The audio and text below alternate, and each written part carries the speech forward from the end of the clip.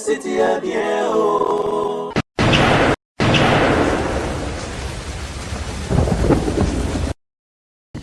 Salut chers amis téléspectateurs, heureux de vous savoir nombreux devant vos écrans à travers le monde pour notre la émission Nabino Oyo rencontre Nakati Yassik Nabino la voix du peuple. D'abord je commence à manifester ma reconnaissance, ma gratitude la communauté congolaise Momaboza éparpillée à travers le monde bozo ko soutenir émission Oyo eza caractère social pour nous resunga bateau bazana ba problème oyo ko tourner tout autour il y a Oetali ba quotidien na biso. Sinon je remercie bandeko tout bozana Saint-Étienne encore to continuer toujours en toroti kamarambo te ti bana wana ba rozonga na France toza toujours derrière papa Mukalengo aza bon président il y a ba congolais ba ressortissants congolais bazana kati Saint-Étienne en France on est derrière papa Mukalengo pour que et puis derrière ONG crée de l'enfant oyo ils ont encadré par maman la chose dans Paris wana tout a vraiment souhaité que simana bango pour que to même makambo tina suka bo continuer toujours ko signer ba pétition pour que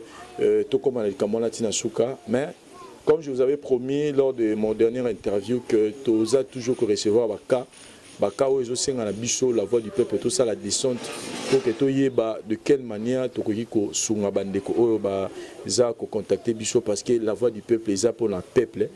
Et c'est la raison pour laquelle bon biso li susutoye lelo awa tozana commune ya Kalamu na quartier Yolo et si ka puis to luka famille moko ba contacter biso par rapport à la situation oyo ba zanango et la situation moko ya pasi vraiment oyo senga li susu kaka concours ya bino bandeko bozotala biso mais là je m'adresse plus na bandeko bazan en Angleterre parce que kao ezaka ils ont concerné plus bino bandeko bazan en Angleterre né bandeko ya Saint-Étienne en France ba koti likamot oyo pe ezo senga bino bazan à Londres bo kota likamot pour que toyeba dans l'ensemble nini toko zongi c'est la mutu la mutu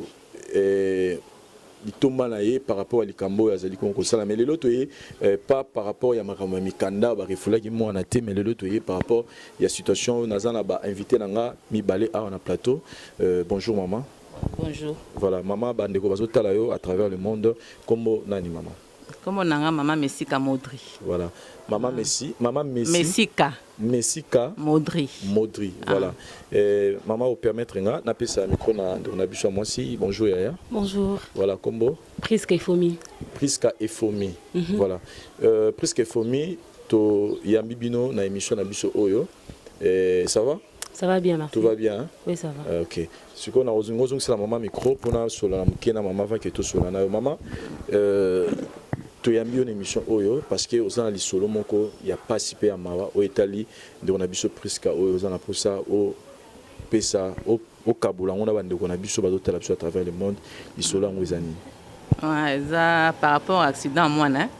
Donc moi na à cet accident ça fait 15 ans de cela. Azaki na âge. Azaki na 6 ans. OK. Ils ont rendu un accident moi. Bon, Azaki ko accompagner tantine na une grande sœur na les na retour na bango kombi moko ya ke toutié. Donc tant ezo ezaki na vitesse, donc ezaki na vitesse na pas na frein. Donc bon ba kimi na cousine na ba kimi grande sœur na maboko ya ke o se réfugié contre un mur, combien de landie ti na mi refini na mur wana. Bon na ndenge ya ko sala ke toke na mon hôpital. À partir de l'hôpital à cause d'un problème, il fallait amputer les jambes, amputer les jambes moko. Mais par après nani responsable ya kombi wana donc azwa ki soit moi na te. Biso mo tozwa soit moi na, tozwi ba soin na eti. Wana na nini? Na 2002. OK. Na juillet 2002. Tu as kozwa ba soin moi na. Par après ba ko ya na hôpital mais bazana ba autre mambo moins insuffisant, to boya kango. De ça la makamio c'est to bima. Bon ezaki insuffisant, ezaki ba mon net ba combien? Tant le bique to ezaki ben insuffisant to zo boya. C'est insuffisant parce que na moment na dollar ezaki na 30 000. Wana nga na zaka na teta ba kenen na mon urgence pour na tika na ndaku. Ayaki ye so pe moi si na ba na 2500 francs. C'est insignifiant. Tata ça manga bengana ki bango. Bon le lendemain temps ba sali mon intervention. 2500 francs ezaki total la valeur ya $10 te. Donc ba kati mo na bino lokolo mais bato baza responsable nango. Bah quoi assister bino mais bon elle bosse c'est comme les à moins de $10. OK. Bon le lendemain temps ba sali intervention, ne ba tinda mo na bango mobali ay na 10 000 francs. Ngana boya ki on lokwa na zaki responsable te na za maman bien sûr mais papa za responsable bande kwa papa. Na boya ki na zonga sai mo na wana. Nde akosala ke si malango parents disons ye mukolo mutuka na mwasi na basi ne baye nande ba ok ba kepe libela ba kipali sute biso moto zu charge wana tito bi hôpital tanto bi hôpital tema ko me kutungisa bonso na kiekuna ikomi kozong selanga mbongo wana ya auto saki basuma mwana ndambu et aussi là l'équipe quelques mois après tozong sina mon hôpital on fait ba opération na kena ba pesinga mbongo ba de l'opération pour nini lo est compliqué non ba mukuwa ba kata kan bien teza il fallait ça tout droité ezaki lokola moi veboye moi songe mosco e banako se cicatriser te il fallait ba bandia ba kata mukuwa ngo pona ba tayango bien ndako sa tozongi apesanga $150 moi ane mo pasteur atindaka penga $150 to ko hôpital tanto ko hôpital ba sonbe kande ba kisi to sombi so moko wana $150 wana ezaki et couvrir ki ba soin nyonso non ezaki normal pona salle d'opération de basenga ba frère na bango na ba kisi basenga na salle d'opération bon le reste ndo ça fait à peu près un mois biso moko ba kisi to mando ça biso moto zwa ki en charge bon ko ça la nazo tanto to bimi hôpital il fallait moi na zana prothèse tanto ke wana na tungisa mo pona prothèse wana zana okala ba 6 ans wana non eko comme 8 ans non pona il fallait prothèse se cicatriser bien tant comme ce moment prothèse il fallait azwa prothèse na déranger bango aye toke na na croix rouge basome mon na prothèse ta basome mon na prothèse on a comme na 8 ans là ti prothèse na une année après normal il fallait changer prothèse na kenda une année après na si bango mon il faut changer prothèse anotina partie proforma na kena sali partie proforma na tindi mo na ngam su grande finanga aki otikela so bimi classe banda tikela partie proforma na ti lelo donc suite est raté voilà moi na 8 ans et là na 20 ans non 21 ans na 21 ans siko voilà donc suite est raté ti lelo et ako sala une année donc les années 2000 combien to kenda 2015 na 2015 na ekolanda yaki vacances na landie na ndako na ye yaki vacances pas kenda wapi depuis tout ce temps là depuis à Londres banda wana za na Londres kenda Londres na mwasi na liboso baza na Londres ande mwasi na mibala tikana bana mususu bana ne mususu baza na Londres kuna nde na yako kende pa besenga ina Kinshasa na keka même pas to sona bande ntoko sala na komi kuna akomo kama mwana koli bo akomo loba tellement na za na kana na otalika abungu boto saninga akomi na kasanga non akoma a passé 6e des humanités au savait la grandi bon na ko futele ba frère na mande toko sala mais pour na sécuriser moi sinanga il faut na benga avocat na na expliquer ngai bon problème ezate benga avocat no expliquer so pa benga ka avocat na biso to zonginda to so so to zonginda le lendemain avocat benginga donc à se présenter ngabi bon ça va to so na papa Kalombo Pierre azakuna na Londres to so na papa alom nanga bon na solana yo tant avocat benga et le kamika benga suna yo benga yo te papa na kufeli mwana na obenga yo so assist makama matanga bon ti le lope ba benga anga souté donc dans ensuite na bango te lo mokote donc ba négliger mwana donc ba te mwana normal année chaque année fallait dans la prothèse donc ba qui pas même pas ba somba prothèse wate ba sa lo mokote donc ba tout na même pas ta mwana wazande ba tout na même pas pour moi na ça déjà grande fille se pose beaucoup de questions na ko bala na ezande ni na pona eza pasi bon ezaka ande intervention nzambe ça pona l'autre so ko za pas juli bala na eto ni ezaka ande makamba nzambe voilà donc c'est ça le problème voilà donc wana na repasser micro pa ya de on a bicho aza victime ya makambo nyonso oyo et isoleka awa bonjour na bandi sur pesa mbote mais est-ce qu'il y a quelque chose qu'on ajouter par rapport à makambo nyonso ndenge les cas peut-être maman Bosane de Romoko oui après avoir été sur l'émission en question après ça qui son numéro avocat nae il m'a téléphoné dans un numéro nae OK quand on doit entretenir nous détails je dois passer ton numéro chez mon avocat il a dit qu'on peut sa numéro T après le lendemain na bandeli ko contacter téléphone est écarté jusqu'aujourd'hui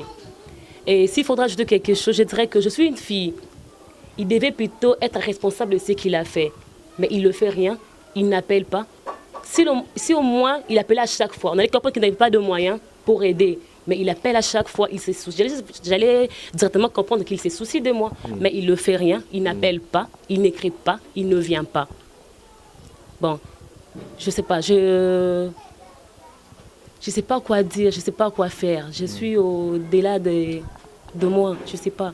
Voilà. C'est très difficile. C'est difficile. Je suis une fille, un jour je dois me marier, je me pose tant de questions. Il a fait une chose, et ça va faire un bête beaucoup septembre. Beaucoup créer mon point, ça peut présent, mais il n'a pas fait ça. Donc, tout ce qu'il est temps, si au moins on a l'émission, à ce temps il y a trouver une solution. Parce que moi, comme madame, pour ça, je ne pas saisir le pan sans pour autant passer par un avocat. Mais je ne le fais pas parce que je n'ai pas de moyens. Je ne sais pas par où commencer. Mais, il est temps, 6 décembre, s'il ne réagit pas, là, ce sera à moi de réagir.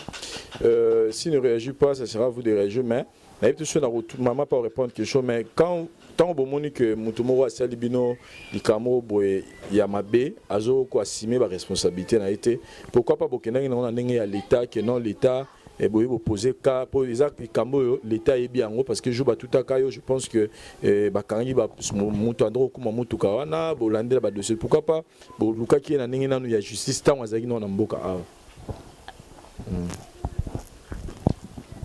wana kendaka basaka na procès moko biso za hôpital na mwana tanto bimina mwana na keto ke na tribunal na papa bango to vérifier ba condamner ki chauffeur parce que chauffeur asedaka combine na receveur les receveurs mta kometaka acte de bakanga ka za salaka prison mais ni dommage intérêt bakatela question à $10,000 mais un receveur doit avoir moyen papa za qui n'a permis bon de ba conception na tribunal qu'il faut suivre mon civilement responsable parce que donc yemu tu a charge à moi pas za qui n'a permis dans une assurance tout ça des assurances plutôt à une assurance banda wana pas qui partait donc le ça so beto za pena ba moyen ya ko zo avocat na kenda tina ba prodeo ngai na tambo tina ba prodeo mais na kenda na prodeo na 109 donc esimba ite tenakite ya on to vanaka to banda otalanga na papa to sala nini parce que papa a tia ke na sama belebe tension à cause ya accident mwana bandaka ko kan hôpital tant ba to za hospitaliser tension bandaka ka wana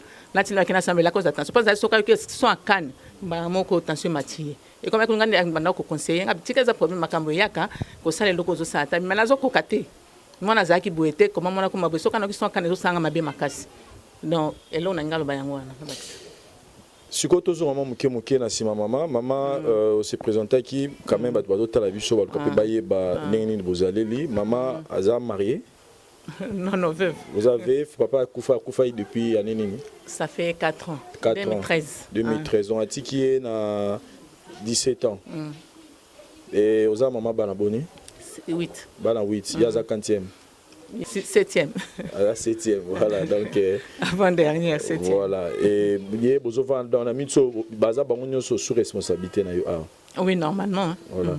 Et si ko kombo perception sur identité, il y a papa ou ya sala makambo wana. Comment na ina? Papa Kalombo Pierre. Papa Kalombo Pierre. Ce qui est abonné na photo na epenge sala. Biso za moi photo na été lomo na été. Papa Kalombo Pierre, en tout cas, à Londres. À Londres, en Angleterre. Je pense que les lots. Mais vous avez Facebook, vous avez Kalombo Pierre. Non, non, on a pas Lukate. Donc, sinon, pour ça, il y a les bosso. Ils ont d'abord, papa Kalombo reconnaître responsabilité. Il y a charge, il y a un abus sur moi. Mais ils ont reconnaître jusque-là, elle a déjà mauvaise foi. Parce que moi, j'ai 6 ans, si il y a combien de 21 ans, à manifester volonté qu'elle t'envoie ça là. Et ceux qui viennent beaucoup on a niveau à l'état si je comprends bien parce que vous avez moyen, vous avez moyen. Alors, bandeko d'autres la bicho, message nous en a pour ça au lancer, na bandeko d'autres la bicho, na des problèmes aux gens papa Kalombo reconnaître responsabilité na été et puis qu'est-ce qu'il faut ça dit pour ça la bino ezani ni siko na minute parce que quelque part fallait dédommager bino na makambo asali na de on a bicho masala on mais pour ça na vraiment ezani ni pour la bandeko d'autres la bicho ba neni na osunga bino neni ba roluka pe ba contacter papa Kalombo Pierre. Pour ça nangeza no premièrement à reconnaître nanu et loko basala de loko et salama na mwano parce que ça combine mte tutaki mwano pa mwano akoma lelo boy pa mwano abota mai boité tina âge à 6 ans ça qui bien azaki na ba membre nyonso tia ko perdre jambe ne mon âge à 6 ans donc et loko et au ça donc azala reconnaissance à la mutu a dédommagé bon exact il fallait tout arranger à l'amiable donc mon avis soka pamba qui pas bisoté le watam sa mon avis dans une position de faiblesse mais à reconnaître faute naïe à reconnaître moi si les autres a dédommagé à cause de soit à saler l'on est mort boyer mon quoi luka ça n'a pas projet n'a pas toi sala à luka vraiment donc na ko ne lo so lo bamingité à ça azala mutu azala vraiment so azala bana pas à peine bana oya boti à peine ba koko ayeba eloko ça na mwana oyo. Voilà. On veut un peu connaître sur vous. C'est vrai que vous avez un premier handicap, mais au salaire, on a vu peut-être battre votre talent peut orienter bango. tu fais quoi dans la vie? Pour l'instant, je suis dans une agence de voyage, de communication et publicitaire. On est en train de réaliser un projet là dont les concepts, c'est Toza Fier. On a déjà lancé le teaser sur Facebook. C'est tout ce que je fais pour les moments. Voilà. Pour l'instant, c'est comme, ce n'est que ça que vous avez comme activité. C'est ça, c'est que ça. Est-ce que vous avez posé ça et le remoro bateau bassin la bateau bazotalayo baro soutenir neni na projet aux alentours? Qu'est-ce qu'ils peuvent apporter comme aide, comme soutien par rapport à votre projet? Dans ce que je fais, nous sommes plus basés. On prend en charge les personnes avec handicap. On a besoin de matériel, on a besoin de béquilles, on a besoin de chaises roulantes. S'ils ont de moyens, ils peuvent nous aider. Et par rapport à Kanayo, est-ce qu'il n'y a pas moyen prothèse c'est possible? Tu peux? L'année prochaine, ce sera mieux, pas cette année. Selon les docteurs? Non, selon ce que je suis en train de faire, si je le mets maintenant, je dois faire... on organise un défi des mois de personnes avec handicap. Et ça sera au mois de décembre. Après ça, je pourrai la mettre. Ok. Et un mot pour notre papa Kalombo? Qu'il soit juste responsable de ce qu'il a fait. Et pour la communauté congolaise qui vous suit en ce moment? Je vous salue, je vous aime beaucoup. Et soutenez-moi, ça sera la meilleure des choses. Votre numéro de téléphone? 081 67 14 864. Répétez. 81 67 14 864. Voilà. Maman, pesa biso numéro na contact bandeko badota la biso parce que ba kaoyo yeba que ba ONG ya ba balande la mamba bo ezali et ba ngani ba soutenir yo peut-être comme bozan adresse na awa na Kinshasa peut-être ba moyen les autres amino pour na yeba ko entamer ba démarche peut-être ba msuba ko yedi bino na moyen wana to bandeko bazan na poto comme na yebo pesi papa Pierre Kalombo Pierre donc ba to pe badota la biso o ba yebi ba oui ba neni ba ko la donc ba bazan pour ça contact na bino numéro de téléphone 081 261 12 74. 081 261 12 74. Voilà. Oui, chers amis téléspectateurs, je pense que nous avons compris le problème à problème il y a un moi si à ça l'accident, là j'ai 6 ans.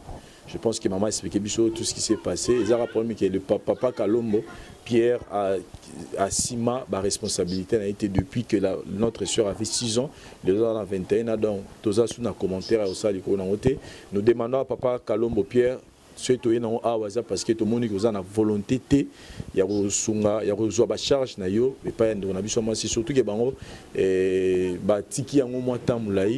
et puis les lots, bazan a posé à téléma, on a besoin de la communauté congolaise, c'est ça qui n'ont pas de moyens. Je pense que batamité malan bazali ou bakoui ko soutenir on a besoin moi c'est pour que le Cambo tina suka parce que perdre une jambe c'est pas facile. Nabi que bazan na pas si mingi bakoma ko yebanene aussi monter en haut par rapport à la réalité mais sinon je pense que ba pesi ba numéro là téléphone nous aussi nous sommes là si vous avez des orientations, des conseils, des idées pour vous aussi nous contacter à travers notre numéro de téléphone. Sinon, on a évité ce qui on a bassi un mot par rapport à Makamango. Voilà donc. Mais sinon, merci. Le président Adonis Ngambani Mbambi, vraiment, il prend en cœur Makambunio, on a la voix du peuple et la soutien. Et puis, merci. Adjidji Julie Kitima, la femme du président au PAZO continue toujours et tant que maman pour soutenir Kao Echeveri Mouzangou, merci et merci à David Loutete Gaucho sans difficulté financière vraiment bakango yango na bike yope au Kotalikambo parce que aux monté ma parents et Echeveri Mouzangou, merci na bande retour au Botali émission na biso rencontre au Tozo Sunga Batou Bazana Baka et je pense qu'il y aura encore une suite très favorable dans la famille pour la Likambo. Donc papa Kalombo Pierre, il reconnaît la responsabilité non parce que cette fois-ci Congolais ne montent à côté problème. Sinon je vous dis merci, retrouvons-nous prochainement à différentes choses na biso, l'actualité continue sur votre